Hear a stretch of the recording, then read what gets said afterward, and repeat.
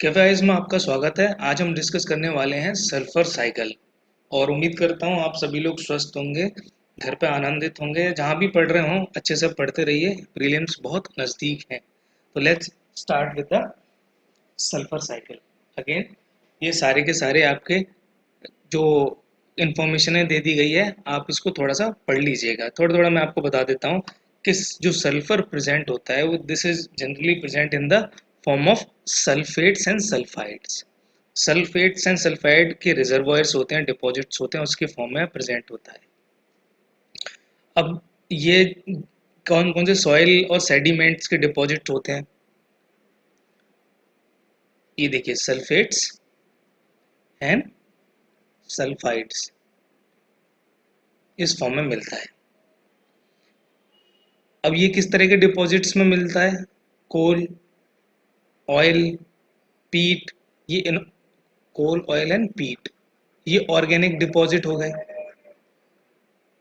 और inorganic deposits में pyrite rocks वगैरह होते हैं। इनका क्या होता है? वेदरिंग होती है।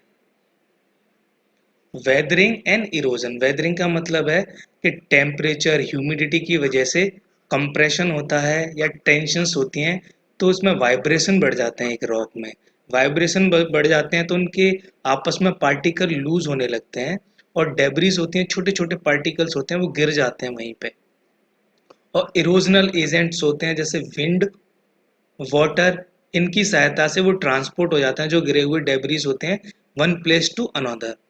तो इनकी सहायता से जो रॉक में एग्जिस्टिंग जो भी एलिमेंट थे या कंपोनेंट थे, वेदरिंग की वजह से नीचे गिर गए या आसपास उनसे निकल गए डेब्रीज में। और इरोजनल एजेंट्स यानी विंड और वाटर, इस तरह की एजेंट्स की वजह से एक प्लेस से दूसरे प्लेस तक ट्रांसपोर्ट कर दिए गए। ठीक है। तो मेजॉरिटी ऑफ सल्फर कहाँ कैसे होती है? सेडिमेंट्स में। They are present in the form of sediments. कुछ सल्फर प्रेजेंट होता है SO2 के फॉर्म में, सल्फर डाइऑक्साइड, और H2S हाइड्रोजन सल्फाइड के फॉर्म में, जो कि इसके गैसियस एलिमेंट होते हैं। तो दो गैसियस एलिमेंट हैं, hydrogen sulphide and sulphur dioxide, but mainly present in the sediments, deposits, rocks. तो ये सेडिमेंट्री साइकिल है। Sulphur cycle is sedimentary cycle. ठीक है। अब इसको एक बार पढ़ लेते हैं। कैसे पढ़ते हैं समझते हैं इसको। देखो एंट्री कहाँ से होती है? Volcanic eruption. इधर देखिए सबसे राइट में वॉल्केनिक एरप्शन हो गया, कंबशन ऑफ फॉसिल फ्यूल एकदम लेफ्ट हैंड में, इंडस्ट्री। तो यहाँ से फॉसिल फ्यूल अगर जल रहा है और यहाँ से वॉल्केनिक एरप्शंस हो रहे हैं, सरफेस ऑफ ओशन से भी कुछ गैसेस निकलती हैं, और डिकम्पोजिशन जो भी हो रहा है एक लिविंग ऑर्गेनिज्म का, प्लांट्स का, वहाँ से भी जो गैसेस निकल रही हैं, तो उससे क्या होता है? या तो डायरेक्ट सल्फर एटमॉस्फेयर में ऐड होता है, या फिर H2S गैस होती है, या SO2 गैस ऐड हो जाती है एटमॉस्फेयर में। राइट। अब ये सल्फर जैसे ही कांटेक्ट में आता है एयर के में, it is converted to the sulphates. Sulphate में कन्वर्ट हो जाता है, यानी कि सल्फर, SO2 और H2S, ये वॉल्केनिक eruption इंडस्ट्रियल प्रोसेस में फॉसिल फ्यूल के जलने से, डिकम्पोजिशन से एटमॉस्फेयर में जाते हैं। उसमें से जो डायरेक्ट सल्फर है वो सल्फेट में कन्वर्ट हो जाता है, SO2 ऐसे प्रेजेंट रहती है, और इस H2S का ऑक्सीडेशन हो जाता है। ऑक्सीडेशन मतलब ऑक्सीजन का एडिशन। तो ये भी SO2 में कन्वर्ट हो जाती है। तो जनरली एटमॉस्फेयर में रिलीज होने के बाद हमारे पास दो फॉर्म में जनरली सल्फर बचता है, which is sulphate and SO2। Correct. अब SO2 क्या होती है? जब रेन होती है तो वाटर के साथ मिलके वीक सल्फ्यूरिक एसिड बना देती है, H2SO4। ये SO2 गैस H2O के साथ मिलकर, रेन वाटर के साथ मिलकर वीक H2SO4 बनाती है, and it comes back to the earth in form of weak H2SO4। Right. अब दूसरा कौन सा बचा? ये SO2 वाला तो नीचे आ गया कंपोनेंट। अब एक सल्फेट वाला कंपोनेंट बचा। ये भी रेन के साथ आ जाता है। इसको सल्फेट को प्लांट कंज्यूम कर लेते हैं। प्लांट कंज्यूम कर लेते हैं, अगेन वही प्रोसेस शुरू हो जाती है कि प्लांट जैसे ही कंजप्शन हुआ इस सल्फेट का, then it becomes a part of grazing fruit chain. It converted into the amino acids, then protein, right? और उसके बाद it will be consumed by other animals. फिर अदर एनिमल्स और ये प्लांट्स हैं वो डिकम्पोज होंगे या वो उनके एक्सक्रेशन होगा, डेड मटेरियल का डिकम्पोजिशन होगा, then sulphur will be back to the soil bottom of ponds and lakes. Simple है, सेम प्रोसेस है।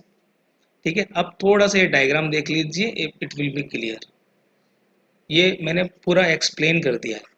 पायराइट की भी बात की थी कि किस तरह के सेडिमेंट में मिलता है, जिप्सम भी होता है, फॉसिल फ्यूल में सल्फर होता है, माइनिंग एक्टिविटीज़ की वजह से फॉसिल फ्यूल निकाला हमने, ये इंडस्ट्रीज में जला दिया, सल्फेट्स वाटर में भी मिलते हैं। तो ये पूरा एक प्रोसेस है, यानी सल्फर यहाँ से रिलीज होता है, वापस से सॉइल में आता है, कंज्यूम किया जाता है, फिर से रिलीज हो जाता है। That makes a cycle, that is called sulphur cycle.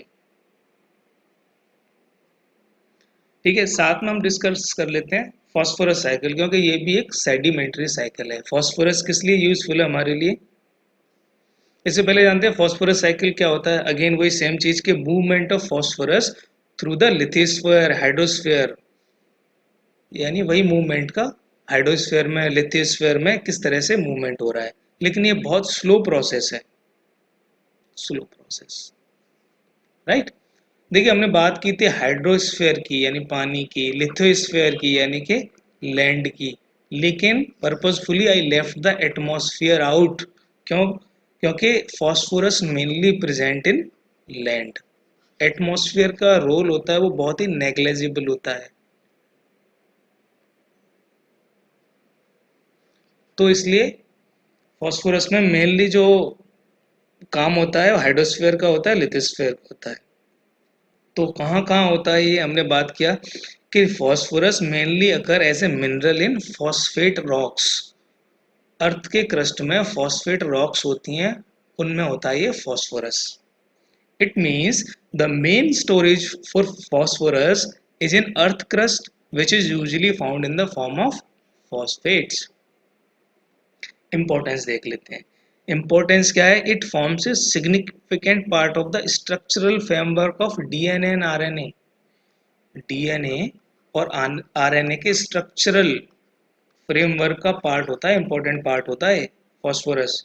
दूसरा, human contains around 80% of phosphorus in teeths and bones. देख लीजिए ये भी कितना इंपॉर्टेंट एलिमेंट है, राइट। तो इसके बारे में थोड़ा समझ लेते हैं कि कैसे एंट्री होती है फॉस्फोरस की और किस तरह से रिलीज होता है। So we already know that mainly occurs as phosphate rocks. So now through weathering and erosion, we already know the weathering and erosion. Brief में हम जानते हैं, तो वेदरिंग और इरोजन की वजह से और माइनिंग एक्टिविटीज की वजह से सॉइल में एंटर करता है, ये रिवर्स में एंटर करता है और बाकी स्ट्रीम्स में एंटर करता है। तो एंट्री हो गई इसकी सॉइल में, रिवर और स्ट्रीम्स में, due to weather and erosion of those rocks, phosphate rocks and mining activities. अब इवेंचुअली ये वाला फॉस्फेट रिवर्स में से होते हुए रिलीज हो जाता है ओशियंस में। ओशियंस में भी मेनली कॉन्टिनेंटल सेल्फ्स में इनसॉल्यूबल डिपॉजिट के रूप में ये डिपॉजिट हो जाता है।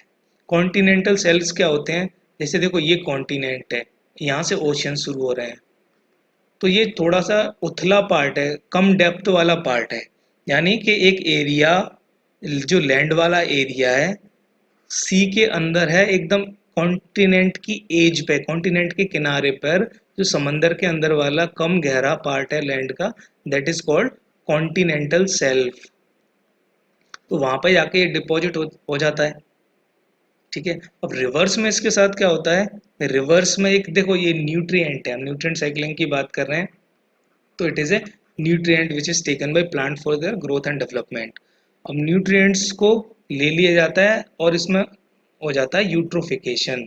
It causes eutrophication in aquatic system. Eutrophication is nothing but the excessive growth of phytoplanktons in lake.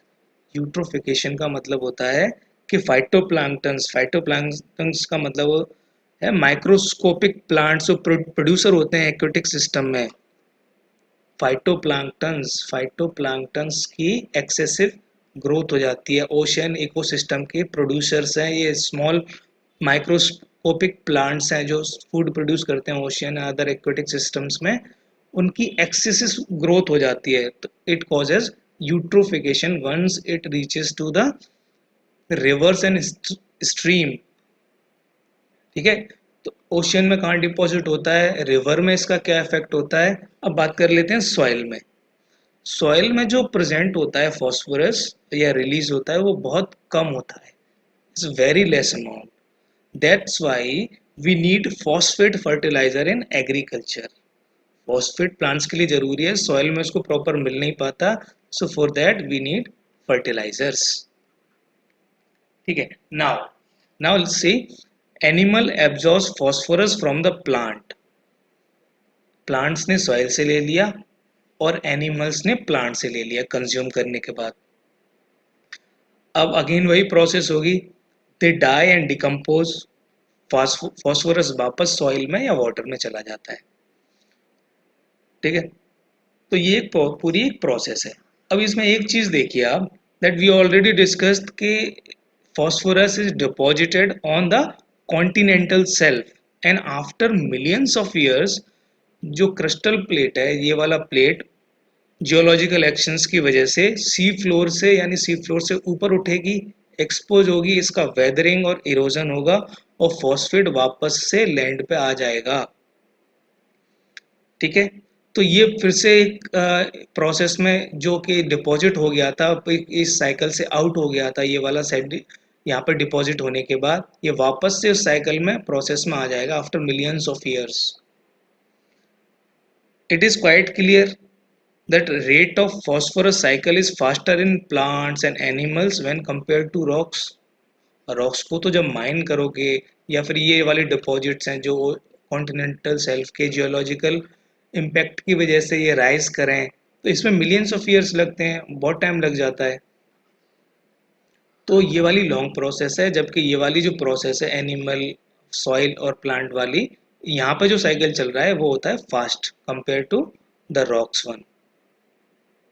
Right, so आपके बहुत ही सिंपल तरीके से फॉस्फोरस साइकिल और सल्फर साइकिल कंप्लीट हो गए।